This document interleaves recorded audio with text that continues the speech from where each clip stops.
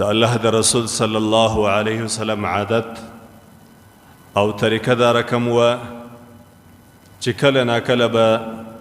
حضرت رسول اکرم صلی الله علیه وسلم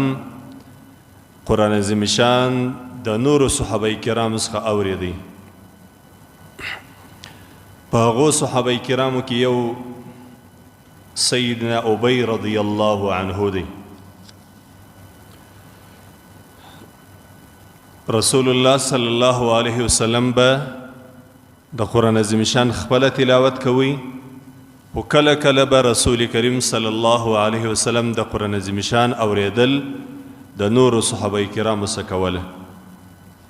په دغه حدیث شریف کې راځي د ابن مسعود رضی الله عنه، ابن مسعود رضی الله عنه وایي نبی کریم صلی الله علیه وسلم ما ته وویل اقرأ علی القرآن، ما ته د قرآن عظیم شان تلاوت وکړه. قلت یا رسول الله اقرأ علیک وعلیک انزل، وای ما ورته ویل ای د الله رسوله زه د قرآن عظیم شان تلاوت و تا ته وکم سره له دې چې قرآن خو پر تا نازل سوی دی، الله جل جلاله قرآن عظیم شان پر تا نازل کړی دی، نو زه څنګه پر تا باندې د قرآن عظیم شان تلاوت وکم؟ ته به راته ناستې غوږ به دې راته نیولی او زه به د قرآن عظیم شان تلاوت درته کوم.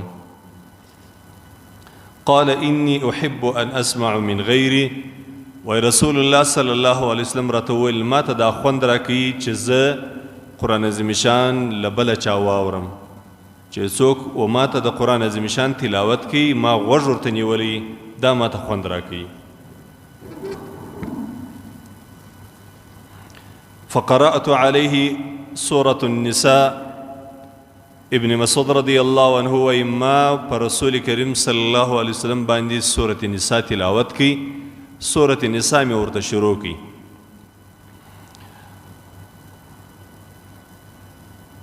رسول الله صلی الله علیه وسلم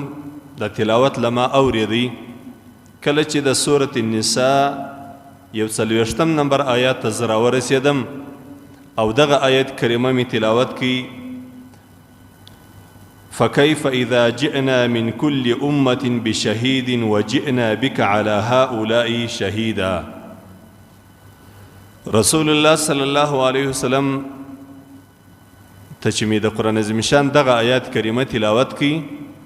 په دغه آیت کریمه کې دا ځای دی چې الله تبارک وتعالی به دا امتونه پر دا نورو امتو باندې به الله جل جلاله د رسول الله صلی الله علیه وسلم امت شاهد وګرځي. یعنی د الله جل جلاله په عدالت کې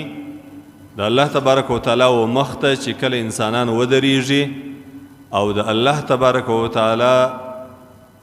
د دین د بیانېدلو چې د الله دین ودی ته رسېدلی دی، پر دې خبره باندې به الله تبارک وتعالی شهیدان وغواړي. الله عز وجل به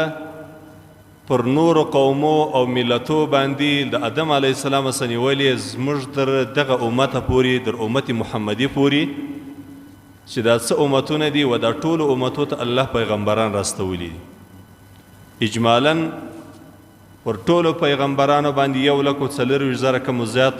پیغمبرانو و رسولانو باندې زموږ ایمان دی. په دې کې 313 رسولان دي او دا نور نبیان دي. پر دا ټولو باندې زموږ ایمان دی اجمالی او تفصیلی مو پر هغو انبیاء باندې ایمان دی چې په قرآن عظیم شان کې یا په احادیثو کې د هغو ذکر راغلی، لکه آدم علیه السلام، ابراهیم علیه السلام، نوح علیه السلام او دا رقم اسماعیل علیه السلام، اسحاق علیه السلام، یعقوب علیه السلام. دا ټولو پیغمبرانو چې په قرآن عظیم شان کې نومان ذکر شوي دي او یا په احادیثو کې رسول الله صلی الله علیه وسلم نومان ذکر کړي دي، پر دغو انبیاءو باندې موږ تفصیلی ایمان دی. یعنی موږ وایو چې پلانکي نامو باندې پیغمبر و، الله تبارک وتعالی و خپل قوم ته راستولی و، موږ باندې ایمان دی. نو رسول الله صلی الله علیه وسلم د دغه آیت کریمه په اوریدلو باندې رسول الله صلی الله علیه وسلم او صحابي مبارک ته وایي بس اوس دغونه کافي دی چې څونه تلاوت تا او ما ته وکړي او ما در څه واورېدی، اوس د اوس لپاره بس دغونه کافي دی. دا ولی رسول الله صلی الله علیه وسلم پر دغه ځای باندې ودرېدی رسول الله صلی الله علیه وسلم ته هغه د محشر د ورځې هیبت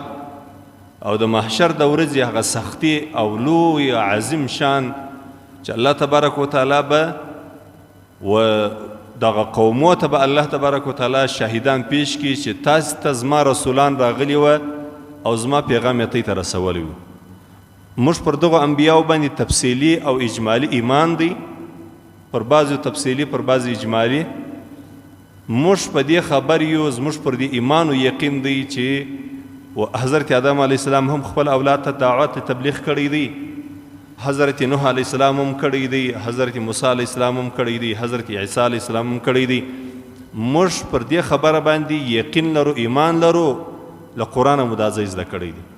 او د خپل پیغمبر صلی الله علیه وسلم له خولې مو اورېدلی دي چې دا رسولان و دې قومو ته راغلي دي، د الله دین یې ورته ښوولی.